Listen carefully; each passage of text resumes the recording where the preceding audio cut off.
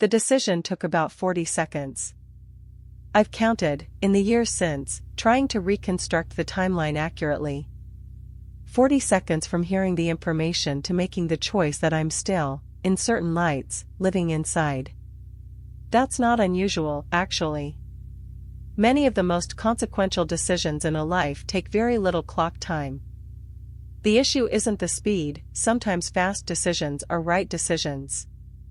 The issue is the quality of the thinking that happened in those 40 seconds. And in my case, the quality was almost none. My brother called me on a Tuesday afternoon with an investment opportunity. He was excited in the specific way he gets excited about things that are real and in which he believes genuinely. He's not a scammer and he's not careless, those things matter for the story. He had been introduced to a small fund through a trusted contact, and the numbers were good, and the timing was short, and he was calling because he thought it might be something I'd want to look at. The amount I committed to, on that Tuesday phone call, was a significant portion of my savings. I had not researched the fund. I had not spoken to anyone outside the conversation. I had not asked the questions that, if asked, would have revealed that the structure of the fund had some features that a better informed version of me would have found worth examining. I had relied entirely on my brother's excitement and my own, and I had made a financial commitment in a conversation that was warm and fast and completely devoid of the kind of careful thought that the size of the decision warranted. This is not a story about fraud, I want to be clear about that. The investment was not a scam. My brother was not trying to harm me. What happened was more ordinary and more instructive. The fund did not perform as projected. Most of the investment was recoverable, after time. Some of it wasn't. The total loss was a number I would rather not say out loud, but which represented a material setback that took several years to rebuild from. The loss was not the result of bad luck or unforeseeable circumstances. It was the result of me not thinking it through. Of me hearing an opportunity that came from someone I trusted, in an emotional register that felt like excitement rather than caution, and making a significant financial decision on the back of that feeling without doing the work that the decision required. I understand, now, what was operating in those 40 seconds. I was responding to my brother's certainty rather than to my own analysis, because my brother seemed to have done the analysis. I was responding to scarcity, the timing is short, rather than examining the scarcity framing. I was responding to trust, which is real and valid, but which in this case was being applied to a decision that required independent verification rather than borrowed confidence. And I was responding to something more uncomfortable, a desire to be the person who takes the leap. Who doesn't overthink? Who acts on a good thing when it comes, instead of slowly grinding through due diligence until the opportunity has passed.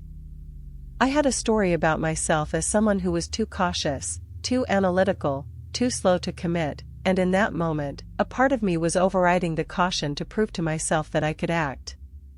The relationship with my brother survived this, I should say. He felt terrible about it. He'd made the same investment himself and lost more than I had. He hadn't been careless with me, he'd been careless with himself, and I'd been careless too, and we both paid the price and then put it behind us, which is how it should go. What I've built since is a practice around significant financial decisions, specifically, a self-imposed delay. Whatever the timeline pressure, I don't commit to anything above a threshold amount without sleeping on it, without writing out the actual case for the investment, without identifying the 2 or 3 most important questions I'd want answered and getting answers to them. This practice has cost me a few opportunities that turned out fine without me. It has also saved me from several that would have been costly. The net is clearly positive. But more than the practical outcome, the practice has changed my relationship with urgency. Urgency in financial decisions is almost always manufactured. The actual window of opportunity in most situations is longer than it's presented as being. And even when it's not, even when there's genuine time pressure, that pressure is not a reason to suspend judgment. It's a reason to apply judgment faster, not to skip it. 40 seconds.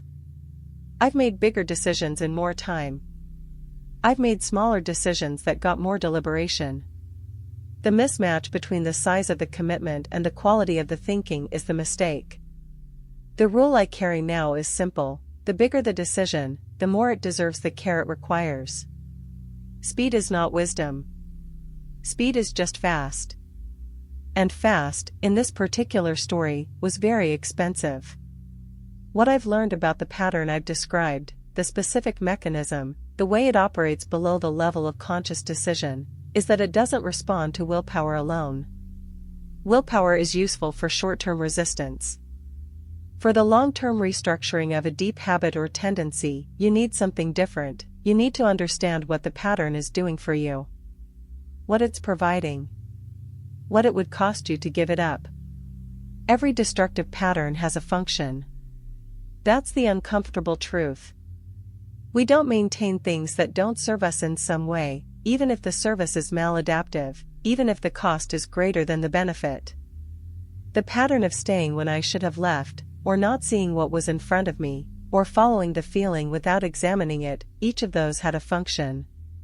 Protection from loss. Management of fear.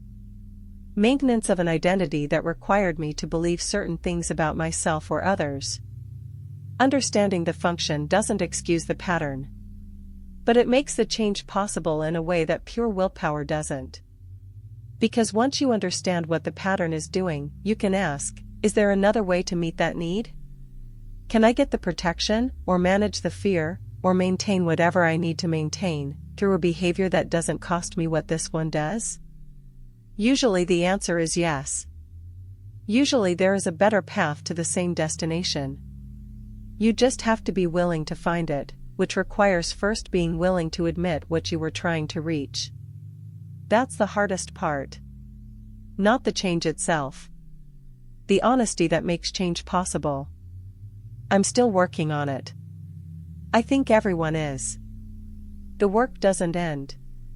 It just gets more familiar. And familiar, at least, is something you can navigate. Even in the dark. There's a particular quality of morning I've noticed in the period after working through something significant.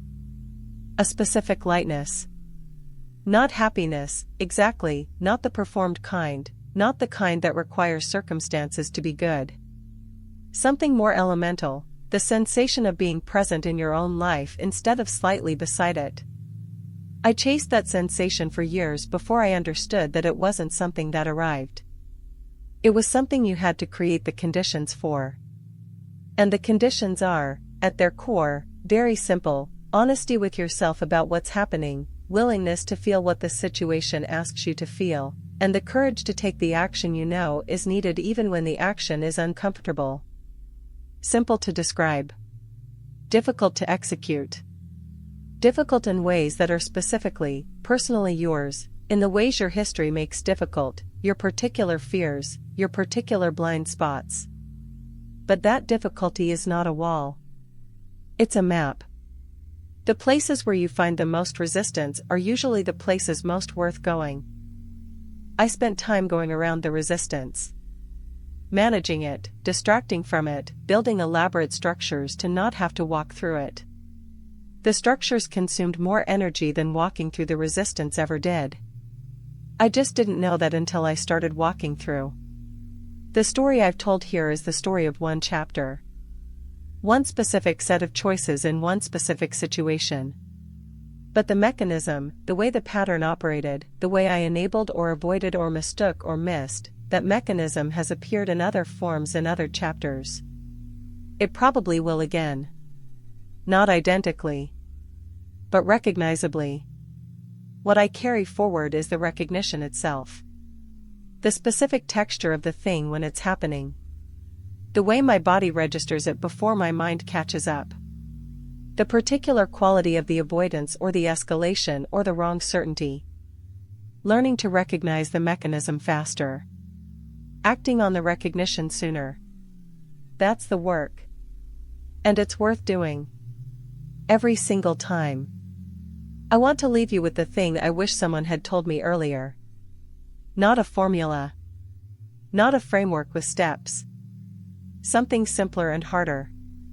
Most of what we avoid in ourselves is survivable. The feeling we don't want to feel, the conversation we don't want to have, the truth we don't want to acknowledge, we avoid them because we believe, on some level, that having them will break something. That the reality is too large to hold. That if we stop managing around it, it will overwhelm us. It usually doesn't. What breaks us is more often the managing, the ongoing, exhausting, expensive work of keeping something at bay. The thing itself, when we finally let it in, is almost always more survivable than the anticipation of it. I know this from experience. From specific, personal, hard-won experience. The thing I dreaded most in the story I've told you was not as large as the managing of it. The moment I stopped managing and started facing was difficult, yes. But it was bounded. It had a shape. It moved. Things you manage around don't move. They sit in exactly the same place, requiring the same amount of energy to maintain, for as long as you're willing to keep paying. I stopped being willing. And what was underneath was not a catastrophe. It was just the truth. And the truth, it turns out, was something I could hold. So can you.